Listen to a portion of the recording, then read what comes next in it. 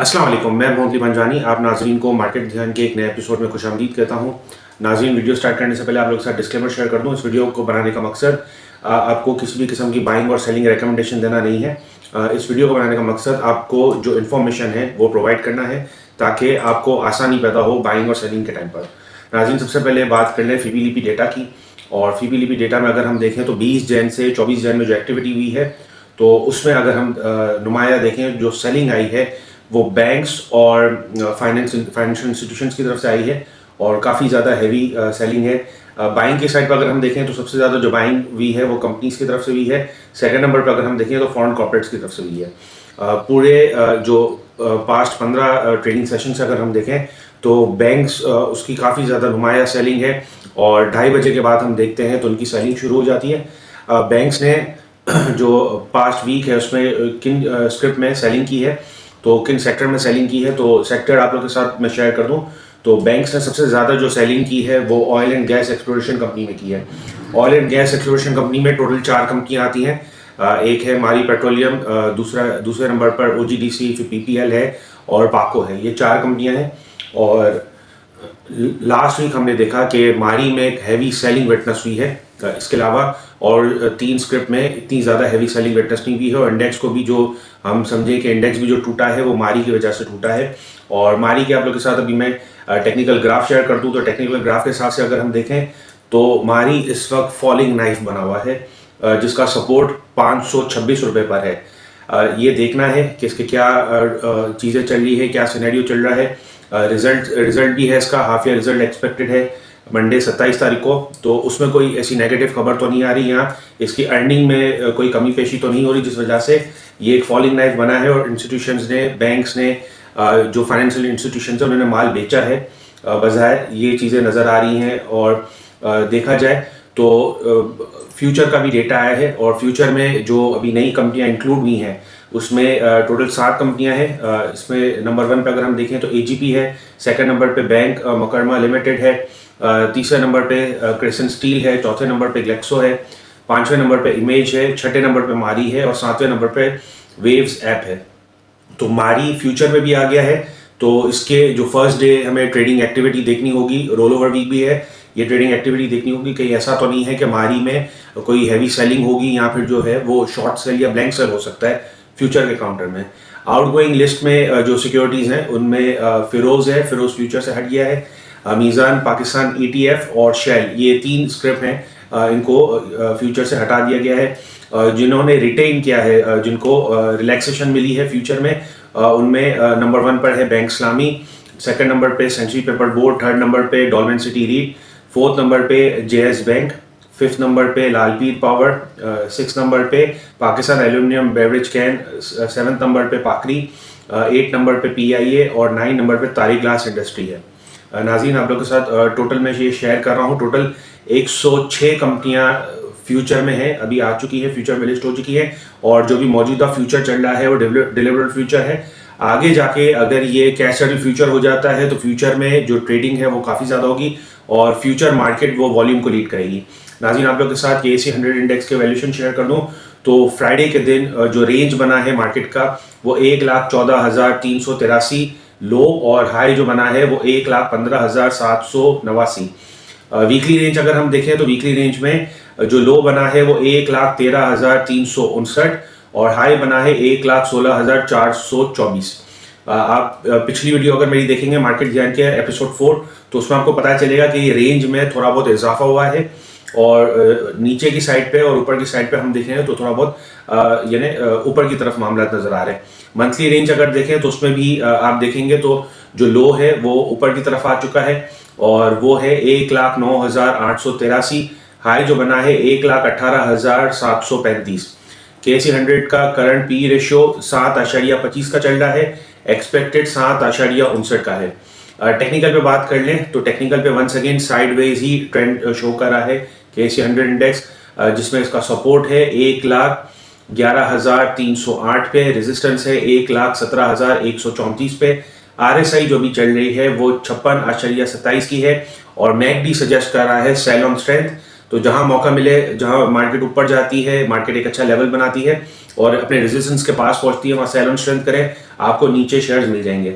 Next जो possible है वो चूंकि रिजल्ट सीजन है तो उसमें लग रहा है कि मार्केट अपवर्ड ट्रेंड जा सकती है, जिसमें इसका सपोर्ट 1,18,970 और रेजिस्टेंस 1,32,605 चल रहा है।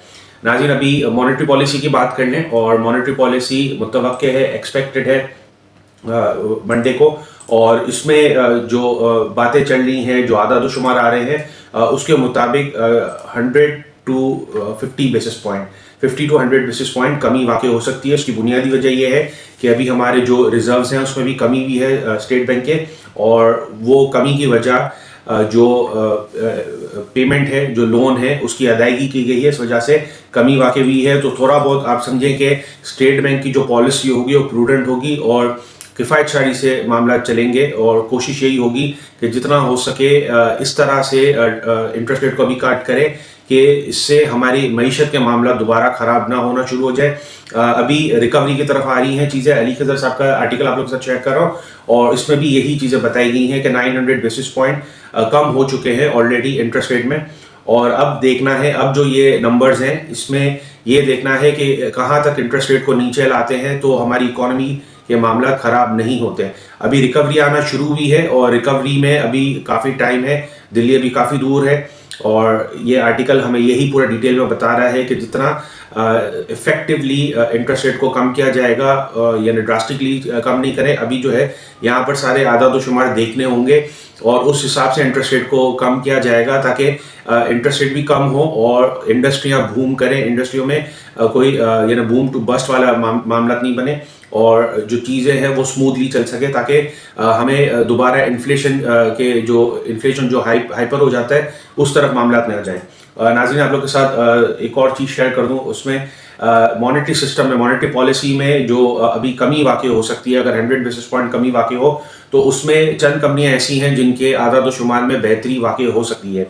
सबसे पहले आप लोगों के साथ बात कर दूं तो बेस्टवे सीमेंट की। बेस्टवे सीमेंट का इस वक्त जो डेट टू जीडीपी रेशियो चल रहा है, इक्विटी रेशियो चल रहा है सॉरी, वो 90.41 का है। 100 बेसिस पॉइंट कम होते हैं तो इसमें काफ़ी ज़्यादा बेहतरी वाकई हो सकती है।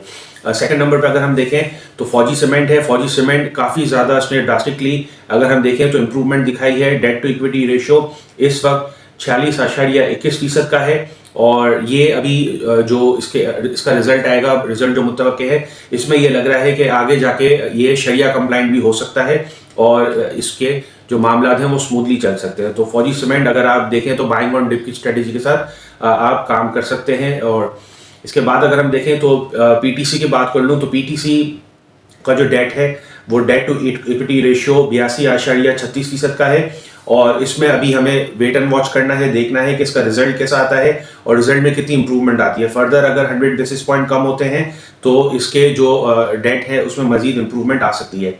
डीजी खान सीमेंट की बात करें तो डीजी खान सीमेंट शरिया कंप्लाइंट की तरफ बढ़ रहा है, और डीजी खान इस वक्त लग रहा है कि एक रैली बना सकता है, रैली बनाने के फुल मूड में है, और इसकी बुनियादी वजह यह है कि इसका डेट टू इक्विटी रेशियो 39.62% हो गया है, और जो कि काफ़ी ज़्यादा इम्प्रूवमेंट है, जिसमें काफ़ी ज़्यादा इम्प्रूवमेंट है। तो ये लग रहा है कि डीजी खान एक अच्छी रैली बना सकता है और उसमें हम एक अच्छा कैपिटल गेन देख सकते हैं। तो इसको भी बाइंग और डिप की स्ट्रेटेजी के साथ काम किया जा सकता है।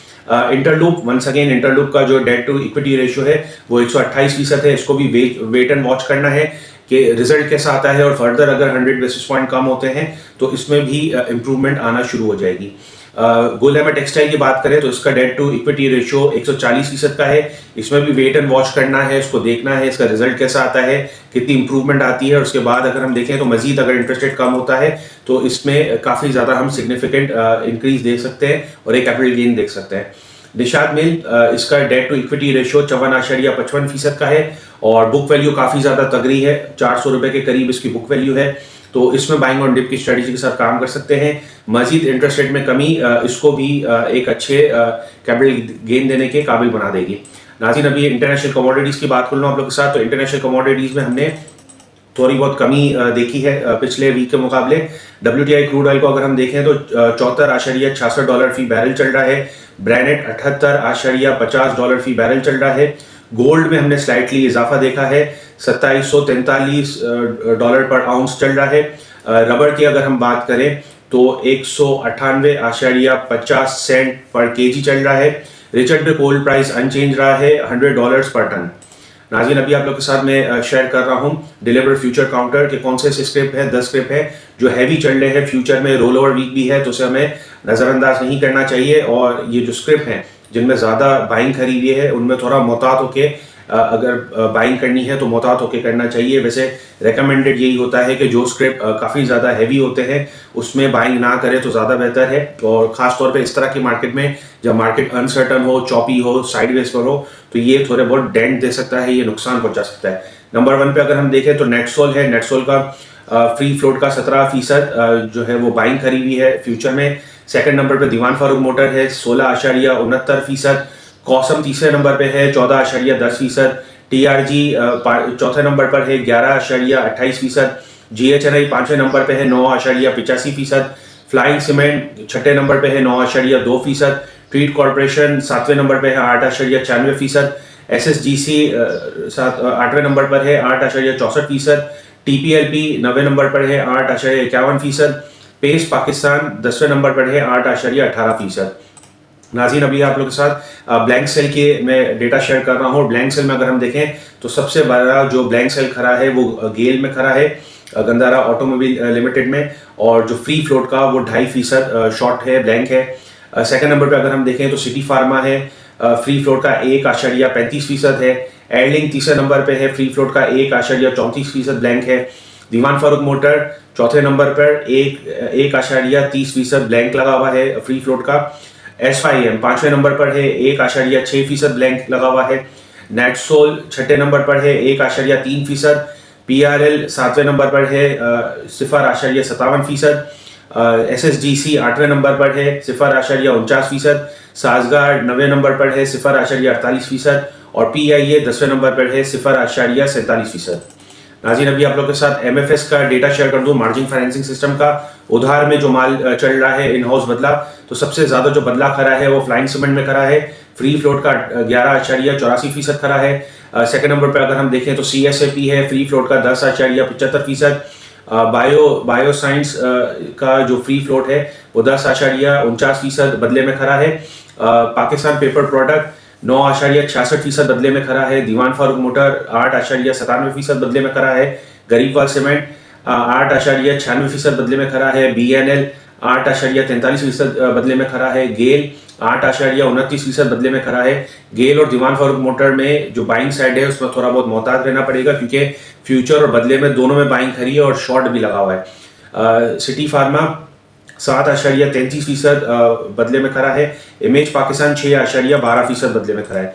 नाज़रीन, टोटल आप लोग के साथ जो मैं डेटा शेयर कर रहा हूँ बोर्ड मीटिंग की 27 जनवरी से 31 जनवरी तक, तो टोटल 44 कंपनीज हैं जिनके रिजल्ट मुतवक्के है। जो मंडे को रिजल्ट मुतवक्के है उसमें एनआरएल है, एटीआरएल है, शाह मुराद शुगर है, एआरपीएल है, मारी है, पॉल है, एस शुगर है, लकी कोर इंडस्ट्रीज हैं, मीरपुर कार शुगर है। फिर हम ट्यूसडे को अगर हम देखें तो अलाहाबाद शुगर है, फौजी फूड्स है, आईएसएल है, सिंध मुदारबा है, एसएचजीएस शुगर है, दीवान शुगर है, आदम शुगर है, एनआरएसएल है। तो ये आदम शुगर एनआरएसएल वेडनेसडे को इनका रिजल्ट है। इसके बाद अगर हम देखें तो बड़ा फौजी का वेडनेसडे को रिजल्ट है। जेटीडब्ल्यू शुगर का वेडनेसडे को रिजल्ट है। जेएसएमएल का वेडनेसडे को रिजल्ट है। एएसटीएल का अदर्स मैटर में इसके चीज़ें आएंगी। और एएसटीएल ये सुनने में आ रहा है, तवक्का है कि अदर्स मैटर में कोई एक अच्छी मटेरियल आ सकती है जिसे एएसटीएल अमरीली स्टील थोड़ा रिवाइव हो सकता है और उसकी अर्निंग में इंप्रूवमेंट आ सकती है। अर्निंग में थोड़ा बहुत लॉस में इसकी रिकवरी हो सकती है इस क्वार्टर। हीनो का अगर हम देखें तो उसका भी 29 तारीख को रिजल्ट है। एक्साइड का रिजल्ट है। हसी बगा शुगर का रिजल्ट है वेडनेसडे को। सीमेंट्स का वेडनेसडे को रिजल्ट है। फिर थर्सडे को अगर हम देखेंगे तो बैंक अल्फला का रिजल्ट है। एसईपीएल सिक्योरिटी पेपर का रिजल्ट है। एटलस होंडा का रिजल्ट है थर्सडे को। एमआरएनएस ये भी शुगर कंपनी है, इसका भी रिजल्ट है। एनओएनएस नून शुगर, इसका भी रिजल्ट है थर्सडे को। एसएमएल का भी रिजल्ट है थर्सडे को। एजीएसएमएल का भी रिजल्ट थर्सडे को है। फरान शुगर का भी रिजल्ट थर्सडे को है। और सुई सदन का भी रिजल्ट थर्सडे को है। और सुई सदन में भी थोड़ी बहुत मजीद इंप्रूवमेंट मुतवक्के है। बैंक अल हबीब का रिजल्ट भी है, इसमें इसकी भी अर्निंग काफ़ी ज़्यादा अच्छी आ सकती है। लकी सीमेंट का भी रिजल्ट थर्सडे को है। KPUS शुगर, इसका भी रिजल्ट थर्सडे को है। TSML का भी रिजल्ट थर्सडे को है। टी कॉर्प, इसका भी रिजल्ट थर्सडे को है। SKRS सकरन शुगर, इसका भी रिजल्ट थर्सडे को है। GADT, इसका भी रिजल्ट थर्सडे को है।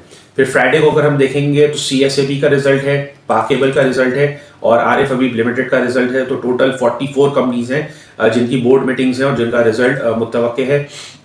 रिजल्ट में अगर हम देखें तो 20 जनवरी से लेकर 24 जनवरी तक जो कंपनियों के रिजल्ट आए उसमें नंबर 1 पे अगर हम देखें तो चकवाल स्पिनिंग है। लॉस शो किया है इसने 24 पैसे का, डिविडेंड कुछ नहीं दिया है और बुक क्लोजर भी उस हिसाब से नहीं है।